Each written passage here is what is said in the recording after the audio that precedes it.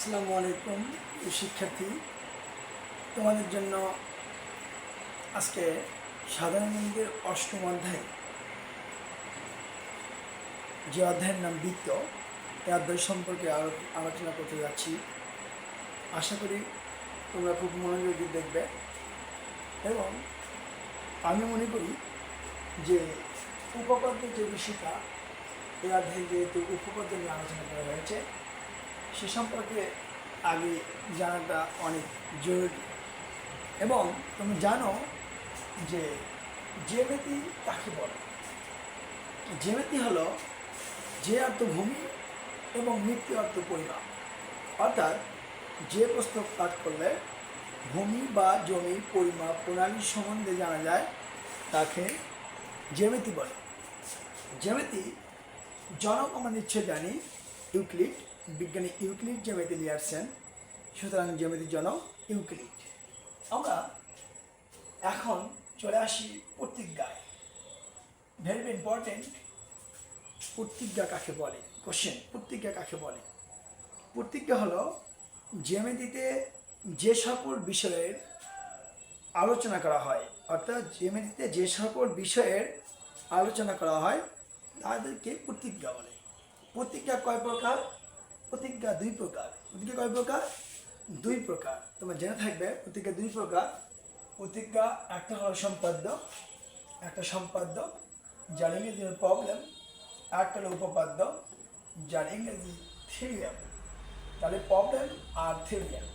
যেহেতু এই অধ্যায়ে অষ্টম নম্বর অধ্যায় বৃত্ত নিয়ে আলোচনা, যেহেতু এখানে উপপাদ্য বিষয় নিয়ে আমি আলোচনা করব, তাই উপপাদ্যের যে জিনিসগুলো প্রয়োজন এটা প্রথমে তুলে ধরছি। এখানে অনেক কষ্ট করে উপস্থাপন করেছি তোমাদের জন্য। যদি একটু মনোযোগ দাও তাহলে আমার মনে হয় খুব সহজেই এটা আয়ত্ত করতে পারবে এবং তোমাদের জন্য একটু পড়তে সুবিধা হবে।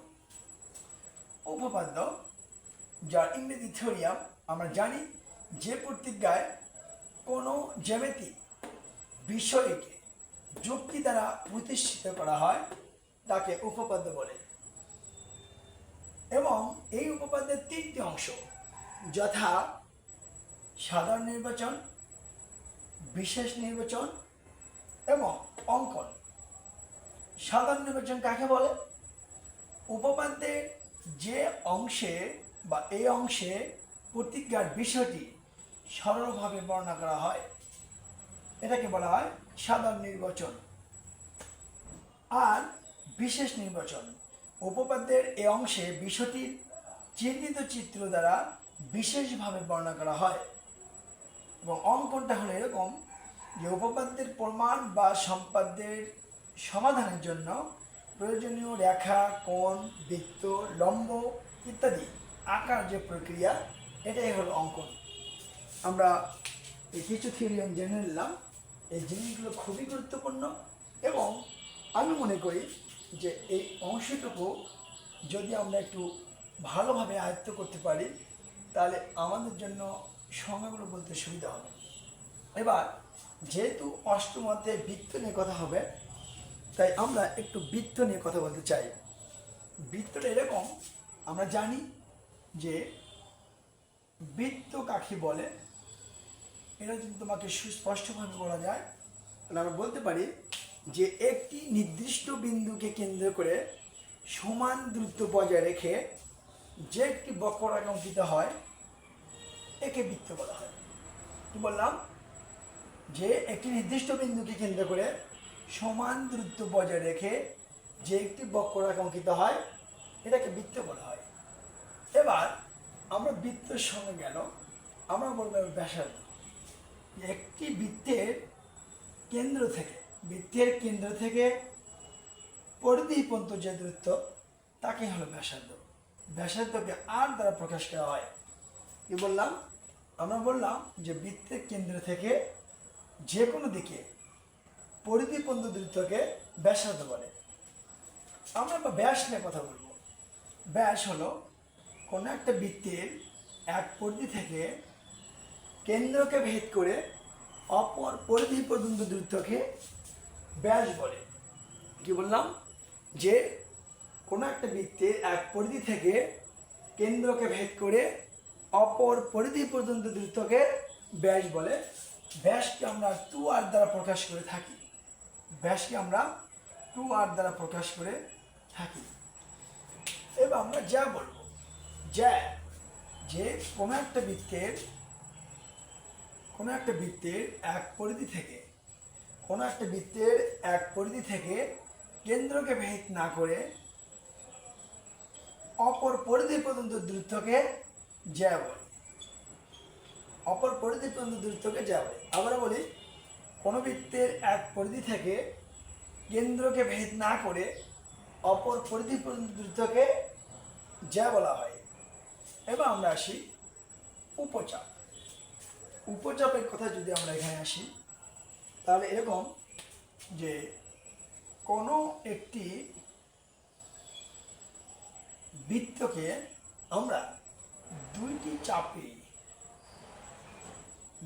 চাপে যদি আমরা বিভক্ত করি, আমরা যেহেতু চাপ নিয়ে কথা হচ্ছে এখানে, অর্থাৎ চাপের সংজ্ঞা যদি আমাদের বলতে হয়, চাপে ইংরেজি আর্ক, এবং এই চাপটা আমরা বলবো বৃত্তের যে কোনো অংশকে চাপ বলে। বৃত্তের যে কোনো অংশকে চাপ বলা হয়। এবং এই চাপের মধ্যে বৃত্তের যে ছোট অংশটুকু থাকবে এটাকে বলা হবে উপচাপ।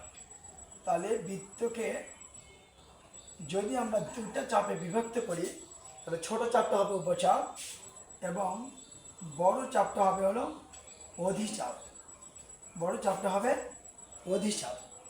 আচ্ছা, এবার আমরা এখানে আরেকটা কথা মনে রাখি যে এখান থেকে এই বড় চাপে যদি আমরা এখানে এই অধিচাপের উপর একটা কোণ আঁকি, তাহলে এই কোণটা হবে হলো সূক্ষ্মকোণ।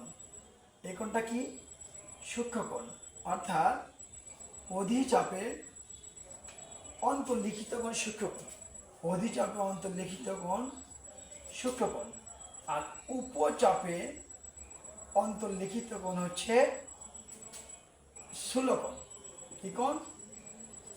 স্থূলকোণ। অধিচাপে অন্তর্লিখিত কোণ সূক্ষ্মকোণ এবং উপচাপে অন্তর্লিখিত কোণ স্থূলকোণ। তাহলে স্থূলকোণ এবং সূক্ষ্মকোণ আমরা পারবো ইনশাল্লাহ। পরীক্ষায় প্রত্যেকবার অনেকবার আসছে, আমরা যদি মনে রাখি তাহলে অনেক সুবিধা হবে। এবার আমরা উপচাপ বললাম, অধিচাপ বললাম। এবার আমরা একটু তোমাদের সামনে খুব সহজভাবে আমরা উপপাদ্য 18 এবং 19 নিয়ে আলোচনা করব, যেখানে দেখা যাবে দুইটা উপপাদ্য একই রকম সামঞ্জস্য। যদি একটু আমরা মনোযোগী হই এবং খুব ভালো করে একটু বিবেচনা করি, দেখা যাবে অতি সহজেই আমাদের এটা মনে রাখা সম্ভব, কোনো মুখস্থ করতে হবে না। আশা করছি তোমরা সবাই মনোযোগ দিয়ে এটা দেখবা। এটা ভিডিওটি তোমাদের জন্য 2026 পরীক্ষার্থী এদের জন্য আলোচনা করা হলো। যদি তোমরা একটু মনোযোগ দাও তাহলে দেখা যাবে খুব সহজেই এটা তোমাদের আয়ত্তের মধ্যে চলে আসবে। আমরা এখন উপপাদ্য 18 নিয়ে আলোচনা করব।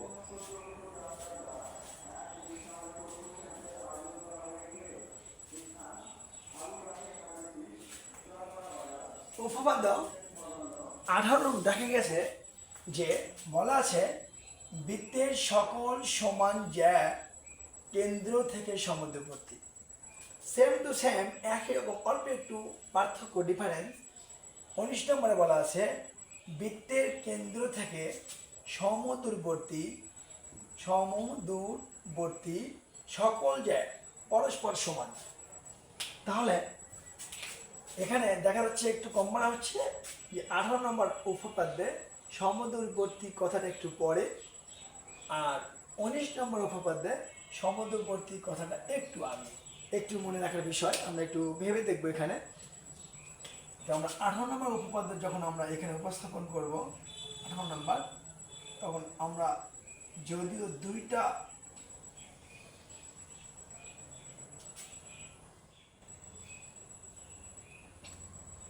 এখানে আমরা আলোচনা করতেছি।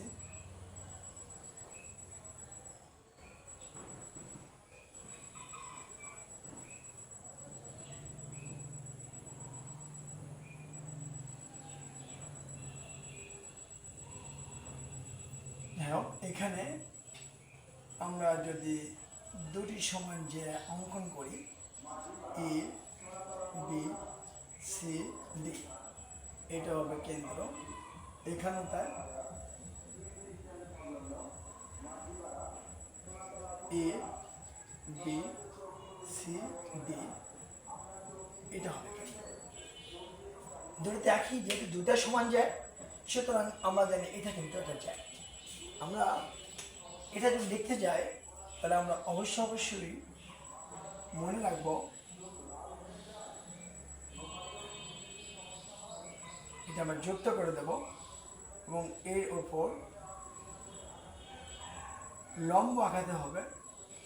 লম্ব অর্থাৎ ও কেন্দ্র, ওই এবং ওই হচ্ছে লম্ব, একই চিত্র।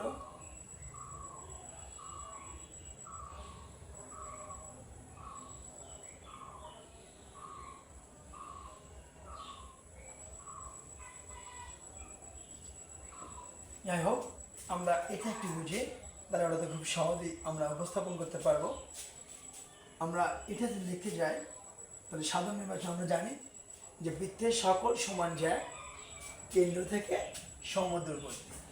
এটাকে আমরা প্রমাণ করতে যদি যাই, তাহলে আমাদের মনে রাখতে হবে, আমাদের মাথায় আছে যে এই আমাদের যেহেতু এবি এবং সিডি দুটো যায় সমান দূরবর্তী দেখাতে হবে, তাই ও ই এবং ও এর এই দুটো যদি আমরা সমান দেখাতে পারি, তাহলে আমাদের এই উপপাদ্য প্রমাণ হবে। এখন এখানে বলছে বৃত্তের কেন্দ্র থেকে সমদূরবর্তী সকল জ্যা পরস্পর সমান, অর্থাৎ এখানে জ্যাগুলোই পরস্পর সমান। তার মানে জ্যা হচ্ছে এ বি আর আরেকটা হচ্ছে সি, অর্থাৎ এ বি সমান সি।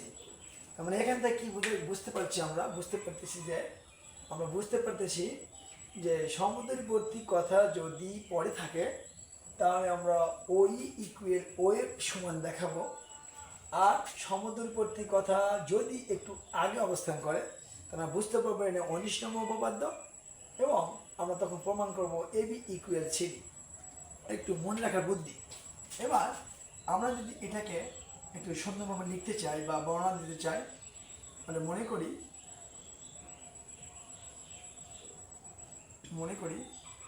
ও কেন্দ্র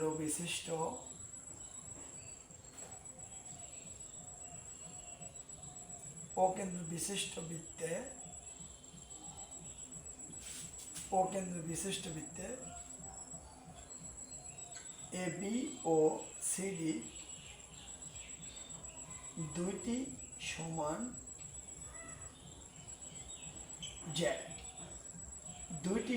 জ্যা,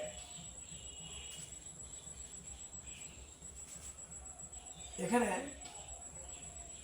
আমরা অঙ্কন যদি বলি, অঙ্কন পরে দিলেও হবে, প্রমাণ করতে হবে যে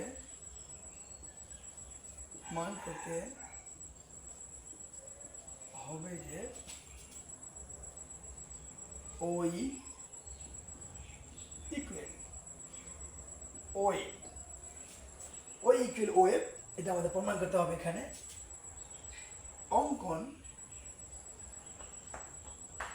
অঙ্কন হচ্ছে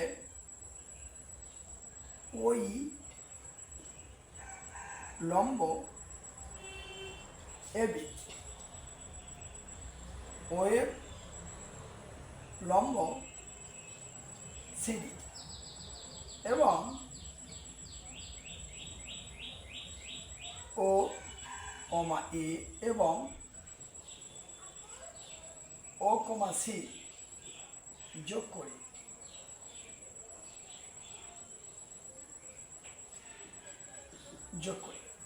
এই যে আমরা যোগ করলাম, মনে রাখবো আমরা যোগ করার ক্ষেত্রে অবশ্যই কমাটা গুরুত্বপূর্ণ। দুইটা বিন্দুকে যোগ করলে এখানে কমা হবে, যদি কমা মিসিং করি তাহলে এটা কিন্তু রেখা হয়ে যাবে। সুতরাং সাবধানতা অবলম্বন করে রাখবে। জ্যামিতির মধ্যে যদি কখনো যোগ করি কথা বলা হয়, অবশ্যই তার মধ্যে কমা ব্যবহার করা হবে। এবার আমরা নিশ্চয় জানি যে এখানে দুইটা ত্রিভুজ অবস্থান করছে, একটা হলো ও এ ই, আরেকটা ও সি এ। তা এই দুটো ত্রিভুজের মধ্যে আমরা জানি সর্বসম যদি আমরা দেখাই, সর্বসম দেখানোর নিয়ম কিন্তু আসলে 4টা। একটি কোণ এবং দুইটি বাহু দিয়ে সুদৃশ্য ত্রিভুজের মধ্যে সর্বসম দেখানো যায়। 2টা কোণ একটা বাহু দিয়েও দেখানো যায়। 3টা বাহু সমান সমান প্রমাণ করলেও সর্বসম হয়, এবং 3টা কোণ পরস্পর সমান সমান হলেও আমরা ত্রিভুজকে সর্বসম বলতে পারি। আমরা এখানে 2টা বাহু এবং একটা কোণ দিয়ে আমরা দেখাবো, সর্বসম প্রমাণ করব। কিন্তু মনে রাখতে হবে, যেহেতু আমাদের টপিকস হচ্ছে ওই ইকুয়াল টু ওয়ে, তাই এই অপশনটা আমরা বাদ দিয়ে অন্য 2টা বাহু দ্বারা দেখাবো। চলো তাহলে দেখি আমরা প্রমাণের জন্য। প্রমাণ প্রমাণ ত্রিভুজ এ ই ও এবং ত্রিভুজ সি এফ ও এর মধ্যে দেখো তোমরা সবাই যে এই, যেহেতু আমরা জানি যে কেন্দ্র থেকে জ্যার উপর অঙ্কিত লম্ব জ্যাকে সমান অংশে বিভক্ত করে, যেহেতু এবি এবং এই সিডি 2টা সমান সমান জ্যা, তাই ওই এবিকে অর্ধেক করলে যতটুকু থাকবে ও এফ সিডিকে অর্ধেক করলে ঠিক ততটুকু থাকবে। তাই আমরা বলতে পারি এই ইকুয়াল সিএফ। আবার আমরা জানি যে একই বৃত্তের ব্যাসার্ধ পরস্পর সমান, যদিও আমার এখানে অঙ্কন করতে কিন্তু একটু কম করা হয়েছে, দেখা যাচ্ছে যে হাত দিয়ে অঙ্কন যেহেতু, তাই একটু কম করা দেখা যাচ্ছে। তোমাকে ধরে নিও যে ও এ ব্যাসার্ধ ইকুয়াল ওসি, এবং একটি কোণ দিয়ে আমরা দেখাই। আমার নম্বর দিয়ে কোণকে ফলো করেছি, এখানে তোমরা অন্য কোণ দিয়েও দেখাতে পারবা। কোণ এ ই ও এই কোণটা ইকুয়াল সি এফ ও এই কোণটা সি এফ ও। আমরা নিচে দেখতে পাচ্ছি যে 2টা বাহু এবং একটা কোণ দেখানো হয়েছে। সুতরাং আমরা বলতে পারবো অতএব ত্রিভুজ এ ই ও সর্বসম ত্রিভুজ সি এফ ও। অতএব যেহেতু আমরা বুঝতে পারছি ত্রিভুজ সর্বসম হলে এই ত্রিভুজের সমস্ত অংশই সমান সমান হবে, তাই আমরা এখন অবশ্যই লিখতে পারি ত্রিভুজের ওই বাহু ইকুয়াল ও এফ বাহু, অর্থাৎ ওই ইকুয়াল ও এফ। প্রমাণ হয়ে গেল। তবে আর একটু ভালো হয় যদি আমরা আবার এখানে বানান করে অতএব আমরা যদি লিখি যে বৃত্তের সকল সমান যা কেন্দ্র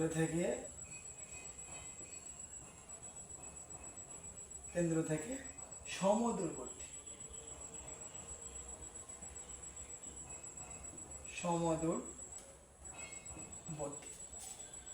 হয়ে গেল। আমরা অতি সহজেই যদি এভাবে দেখায়, আশা করি বইয়ে যেভাবে আছে তার চাইতে অনেক সহজ এবং সুস্পষ্টভাবে বুঝতে পেরেছ এই ত্রিভুজটা প্রমাণ কিভাবে আমরা এই ত্রিভুজ দুটো দ্বারা সর্বসমের মাধ্যমে 18 নম্বর উপপাদ্য প্রমাণ করা যায়। আমরা দেখলাম খুব ইজি একটা ব্যাপার। সেম টু সেম আমরা 19 নম্বর উপপাদ্য নেক্সট ভিডিওয়ে আমরা 19 নম্বর উপপাদ্য এখানে প্রমাণ করে তোমাদের দেখাবো। আশা করছি তোমরা বুঝতে পেরেছ। নেক্সট টাইম অবশ্যই এই ভিডিওকে ফলো করবা এবং সাবস্ক্রাইব করবা যদি তোমার ভালো লাগে। তাহলে আশা করি তোমরা বুঝতে পেরেছ। আজকের মতো এখানেই। আল্লাহ হাফেজ। আসসালামু আলাইকুম ওয়া রাহমাতুল্লাহি ওয়া বারাকাতুহু।